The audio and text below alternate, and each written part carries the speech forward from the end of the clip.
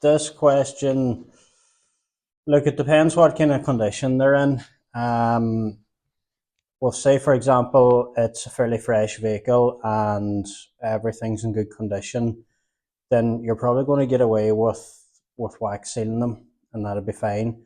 If they're going to be very, very rusty, definitely removing them and getting them media blasted and powder coated, or media blast them and paint them, whichever. It's probably personal preference, really. Well, both have pros and cons. I'll go into that sometime again when I have a bit more time. But yeah, depending on the condition would be the decider, so it would.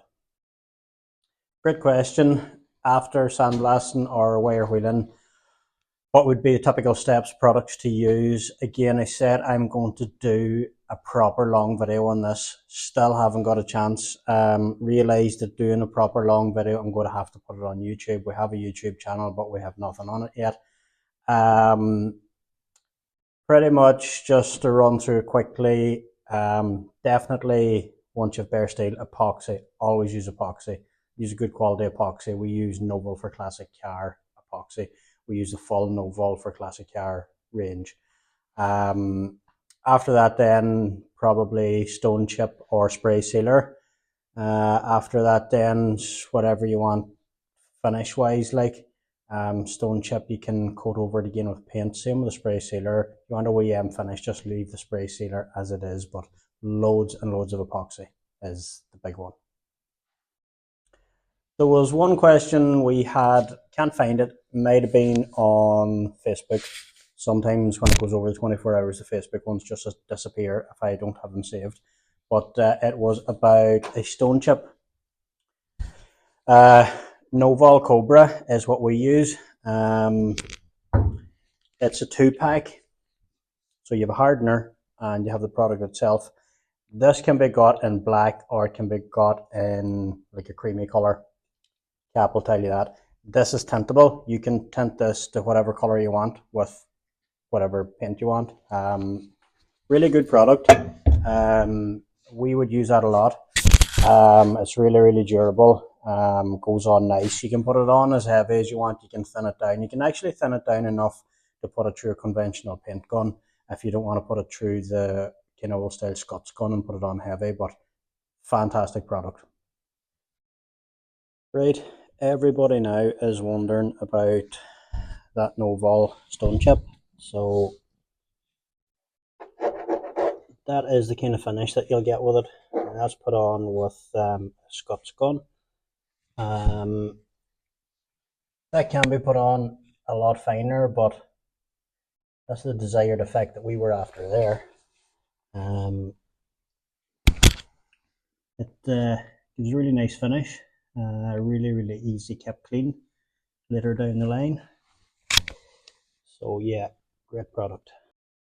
OEM finish on the underside of a car is another one that we were asked about. This here is spray sealer.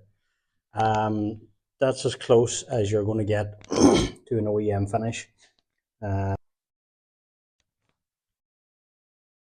Noval STP Flex is the product that we used. As you can see, we just feathered it out here into the tunnel of this car, where that's the way they were done originally. No sealer on the tunnel. The sealer itself is like a beige colour, then that is a dusting of the car colour over the top of it, heavier on the outside and lighter towards the middle to replicate when the car would have been painted in the factory.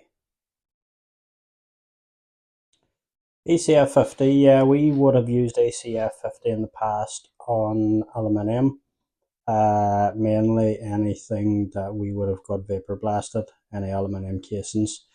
Great for keeping the white kind of corrosion that comes in aluminium away, especially after vapor blasting. What we use now in place of that, we use a heat resistant clear wax. I just find it suits us better because it's dry to the touch. when the vehicle's being used, then nothing really sticks to it. The ACF 50, it's a very, very good product, but we find if you're trying to keep a vehicle completely pristine and the vehicle's being used all the time, we would have found stuff kind of dust and stuff might stick that more so than using the clear wax, which dries to touch. Another great question. We get asked this a lot.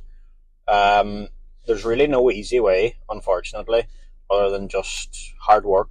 The way that we normally do it is we'll get a heat gun, heat up the old sealer, and basically scrape it off with a gasket scraping tool, like this one. The other way you can do it is there's a machine out there, MBX bristle blaster, I think it's called.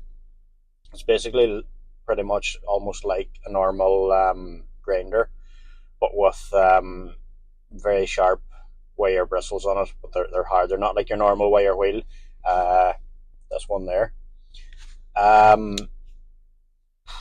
Look at for the money you're going to give for one of them. I don't think they're worth it personally, but that's just my opinion. So hard work, just. Yeah, and just to follow on to that question as well, when you get all of the sealer stripped off and get everything down clean, get it media blasted. Media blasting normally doesn't remove heavy sealer. It will eventually, but by the time you have it done, you're going to have so much heat in the metal, you're probably even going to have the floor pan warped. You're just the person doing the media blasting is just digging into it. And they're going to charge you a fortune because it's going to be very, very heavy hour-wise. So there's going to be a lot of hours of labour there if you don't have that done beforehand. And it's just way better if you have it scraped off and get it media blasted in. And again, as I said before, epoxy primer. Get epoxy on everything. Epoxy is great. Just seals up everything. It's designed to go on bare metal. Great product. You'll have no bother after you've got epoxied.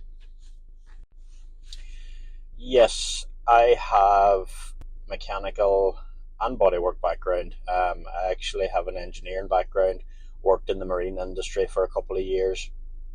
Very, very useful. You probably need both. After I worked in the marine industry, I went on then and I trained in bodywork.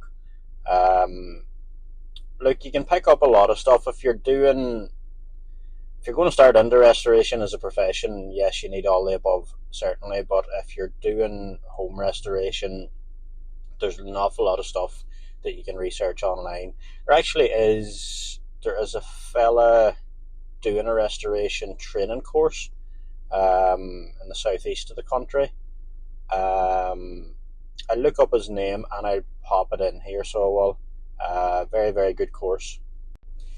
Yeah, Waterford Training Centre, Pat Bulger, lovely guy, follows us on here.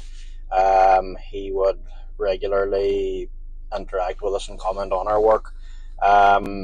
Really, really good course. I'm not too sure the person is asking this question where you are, but that's the only one in Ireland that I know of.